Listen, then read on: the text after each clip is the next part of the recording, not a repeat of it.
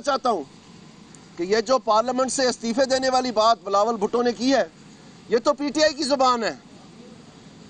ये तो वो जुबान है जो हमने देखी कि जिसने पाकिस्तान की पार्लियामेंट को कहा इसको घराओ जलाओ, कब्रें खोदी गई, कफन बांधे गए, पार्लियामेंट के ऊपर हमला किया गया।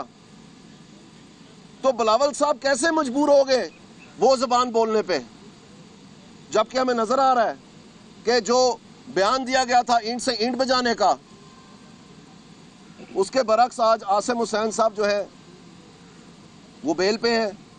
230 अरब रुपया जो दावा किया गया था, मालूम नहीं है कौन से खजाने में जमा हुआ है, क्या सिंध के खजाने में जमा हुआ है या मरकज के खजाने में जमा हुआ है, लेकिन यह नजर जरूर आ रहा है कि यकलख्त यहां पर भरपूर अंदाज से पीपल्स पार्टी जो है वो शिरकत कर रही है। वो पार्टी जिनके अपने अदालत में से पूरा का पूरा रिकॉर्ड जो है वो गायब हो गया है और बताया जा रहा है कि वहां पर सिर्फ फोटो कॉपियां मौजूद हैं। हैरानगी होती है थोड़ी सी ये देख के। और जो जमात इस्लामी है उनके बारे में, ये जमात इस्लामी की पिटिशन है, ये पिटिशन जो जमात इस्लामी ने जमा करवाई है, इसकी तारीख में आपको बता दूं, ये बड़ी दिलचस्प बात है। आप देखें कैसे रंग बदल रहे हैं। इसकी तारीख जो है वो जनवरी की, ये लिखी हुई है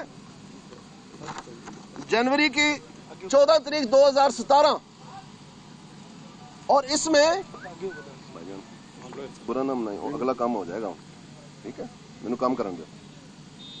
इसमें मजे की बात यह है कि ये वो 450 लोगों की लिस्ट है जो तमाम पाकिस्तानी जो पैनामा पेपर्स में जो शाया किए गए थे, उनकी कंपनीज हैं। ये लिस्ट चलती जा रही है, ये देखिएगा आप, ये देखिएगा आप, ये किताब भरी हुई है इसके साथ। और हैरानगी की बात यह है कि इसी में लिखा हुआ है कि 24 अगस्त 2016 को सबसे पहली दरखास्त जो सुप्रीम कोर्ट में आई वो जमात इस्लामी की थी। तो जमात इस्लामी के ऊपर कौन सी मजबूरी बन गई कि उन्होंने एक रिवाइज्ड पिटिशन जो है 2017 जनवरी में डाली, जिसमें ये सारे नाम मिट गए, ये सारे नाम इन्होंने छोड़ दिए और सिर्फ प्राइम मिनिस्टर का नाम सामने रखा। क्या मजबूरी बन गई जमात इस्लामी की? कहीं जो खैबर पख्तूनख्वा में जो इनके हम किस्से कहानियां सुनते रहे हैं, जो इनकी जो वजारतें रही हैं वहां पर हिस्सेदार हैं, ये जो वहां पर एहतसाब कमीशन को ताले लगा दिए गए, जो वहां पर तोरू साहब को एंटी करप्शन में से हटा दिया गया, जो वहां पर हाइडल फंड के साथ जो सट्टा खेला गया, जो पूरा पीडो का बोर्ड इस्तीफा देके चले गया बिजली के मामले में, वो जो चीजें दबी हुई हैं सारी, तो ये जवाब दे जमात इस्लामी आज जो बढ़ बढ़ के कह रहे हैं कि इस्तीफा दे। आप हमें बताएं कि आपने क्यों अपने मौके से भागे हैं, आप क्यों अपने 450 लोगों से एक इंतकामी कार्रवाई पे आगे, शख्स वाहिद पे किसने मजबूर किया आपको? कैसे आप मजबूर हुए? तो मैंने आपको बता दी पीपल्स पार्टी की बात, मैंने आपको बता दी काफ लीग की बात, मैंने आपको बता दी जमात इस्लामी की बात। अब आते हैं MQM पे। इंतहाई अदब और एहतराम से MQM में जो जिनके तमाम तर दफ्तर जो है वो मस्मार होते हुए देखे हमने, टीवी की जीनत बनी रही है, जो हर हफ्ते खबर आती रही है कि घर के ऊपर छापे मारे हैं फरूख सत्तार साहब के ऊपर, गिरफ्तार करके ले गए उनको, किसी शादी ब्याह में, किसी खुशी गमी के फंक्शन से गिरफ्तार करके ले जाया जा रहा था। तो अब आप देखें वो तो नहीं सूरत हाल बन रही, तो इनका मुकदमे में नाम भी नहीं है, वो भी तशरीफ लाए हुए हैं, वो भी इस्तीफा मांग रहे। जहां तक पीटीआई की बात है, पीटीआई का वकील कल अपने मौके से भाग गया, आज अखबारों की जीनत बना हुआ है।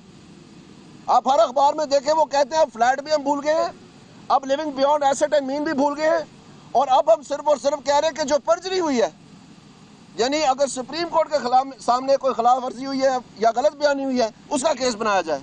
और यही शेख रशीद का मौकफ था कल कि सब छोड़ दें, सिर्फ वो जो है जो आपके सामने गलत बयानी की गई है उसको ले लें आप।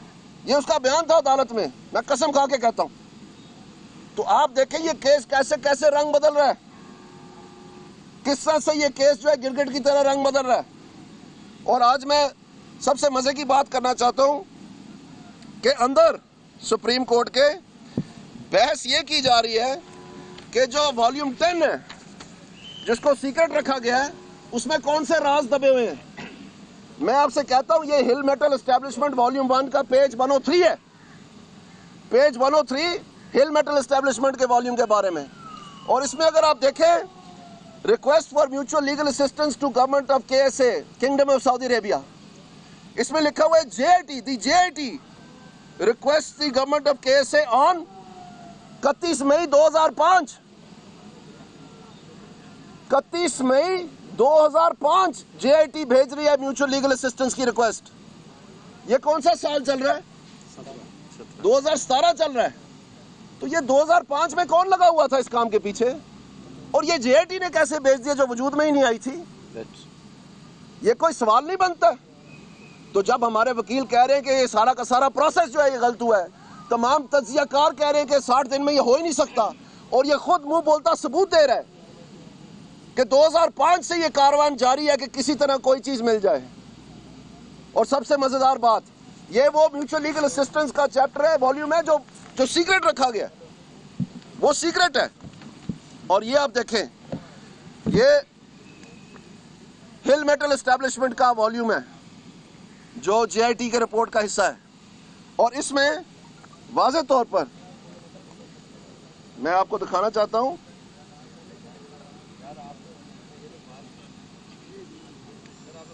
ये आप देखें, ये वो खत है, ये वो खत है जो टॉड साहब ने, जो फर्म हायर की गई थी, JIT की जानिब से, जिन्होंने इनको म्यूचुअल लीगल असिस्टेंस, कौन से, Avenfield properties London, Hyde Park London, companies owned by mister Hasan Nawaz Sharif, Hill Metal Saudi Arabia, Azizia steel mill Saudi Arabia, capital FZE Dubai court decree Al Imran trading and mister Tariq Shafi, documents purchase from European business register, ये तमाम लिखे हुए हैं।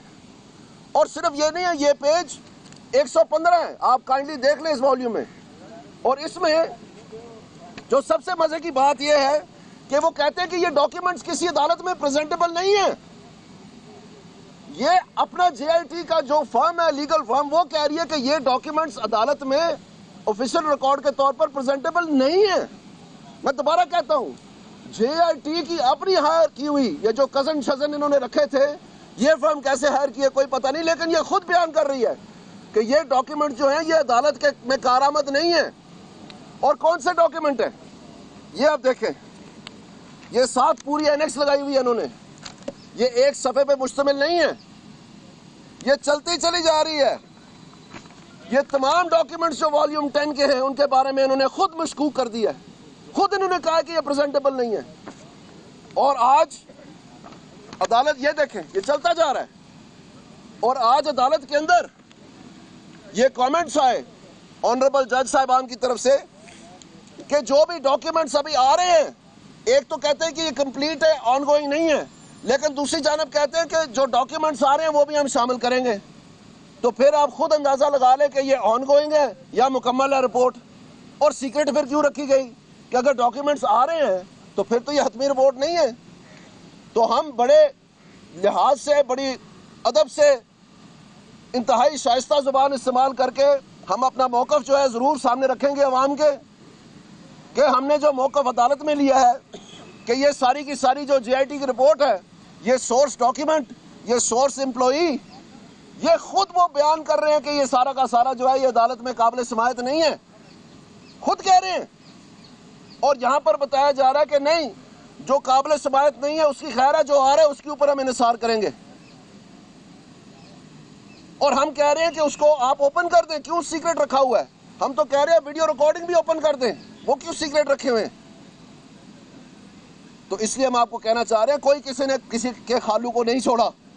अदालत में अगर आप किसी भी गुलाम हुसैन के बारे में पूछेंगे जो 40 साल पहले का ये भी बात हुई, तो जाहिर बात है उसका कॉन्टेक्स्ट नहीं होगा, तो आपको कैसे पता है वो कौन सा गुलाम हुसैन है जो 40 साल पहले वफात पा गया?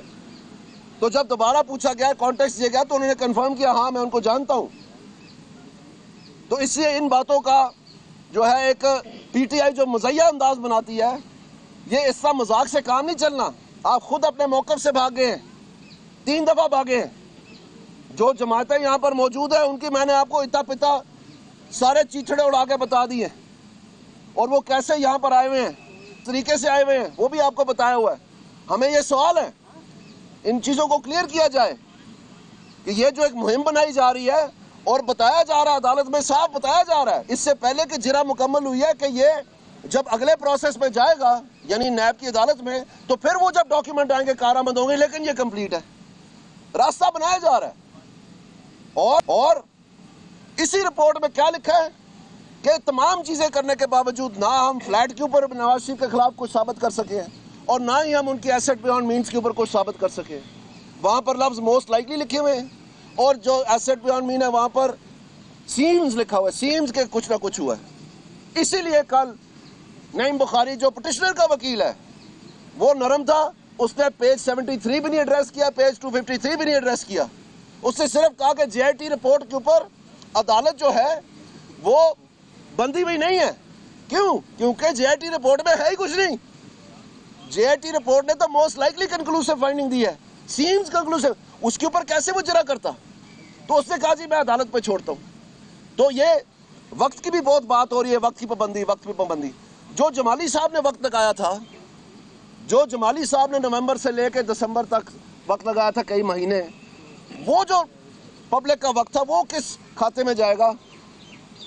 मेरे ख्याल में जमाली साहब को तो समझ आ गई थी बात की। तो जब सारों ने पहले दिन का ऑर्डर है जमाली साहब का कि सब इत्तेफाक करते हैं कि कमीशन बनेगा, तो वो अल्लाह जाने क्यों जब आखिरी दिन पे उन्होंने कमीशन मांगी तो एक फरीक जो है अपना मौका बदल गया, और वो कैसे फिर करवटें बदलती बदलती जो सब इत्तेफाक था कमीशन पे वो JIT बन गई। और JIT का फिर ये काम है कि मई 2005 से डॉक्यूमेंट जो है वो इस JIT के साथ मुंसलिक करे जा रहे हैं।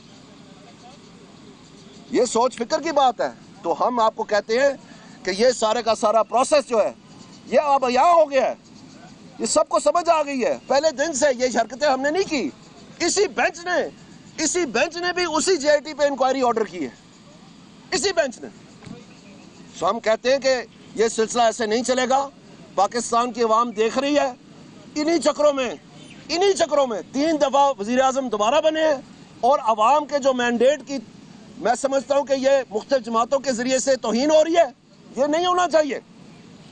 और अवाम देख रही है, अवाम को एक तंदुरुस्त मईशत चाहिए, अवाम को लोड शेडिंग का खात्मा चाहिए, अवाम को दहशतगर्दी का खात्मा चाहिए, अवाम को अमन इस खित्ते में चाहिए। तो आप ये देख लें कि नवाज शरीफ साहब उन चीज़ों के ऊपर डिलीवर कर रहे हैं कि नहीं कर रहे हैं। तो फिर क्यों ये बार बार कभी कि जनाब ये मुनज़्ज़म धांधली हुई है, कभी कोई चीज़ कभी कोई चीज़, और सारी गलत साबित होती जा रही है इसी अंदाज से। बिल्कुल यही एक तरीकाकार अख्तियार कर लिया गया है। तो इसलिए हम आपको कहते हैं कि ये मामला ऐसे नहीं चलेगा। आखिरकार इस मुल्क में इलेक्शन होना है, फिर आप अगले स्टेज पे जाएंगे, फिर वो सारी जो पुरानी बातें हैं, स्काई लैब वाली, चुर्लू वाली, शरारती कार्डों वाली, वो जो सारी कहानी है वो फिर सामने आएगी। ये क्या दिखाना चाह रहे हैं हम इस कौम को? ये पुराना पाकिस्तान नहीं, अब नया पाकिस्तान बन के रहेगा। बहुत शुक्रिया। मुस्लिम लीग नून के रहनुमा दानियाल अजीज़ इस्लामाबाद में मीडिया से बात कर रहे थे। उन्होंने कहा कि पीपल्स पार्टी के चेयरमैन बिलावल भुट्टो जरदारी की जानिब से पार्लियामेंट से इस्तीफ़ा देने की बात की गई है, और उन्होंने कहा कि ये PTI की ज़ुबान है। इससे पहले पार्लियामेंट पर हमला किया गया और बिलावल भुट्टो कैसे मजबूर हो गए हैं ये बात बोलने पर। और उन्होंने ये भी कहा कि जमात इस्लामी की जानिब से 2016 में दरख्वास्त दी गई थी पैनामा पेपर्स से मुताल्लिक, जिसमें 450 लोगों के नाम शामिल थे। 450 लोगों की लिस्ट जिसमें पैनामा पेपर्स से मुताल्लिक पाकिस्तानी लोगों के नाम हैं और दूसरी जमातों के मुल्ज़िम जो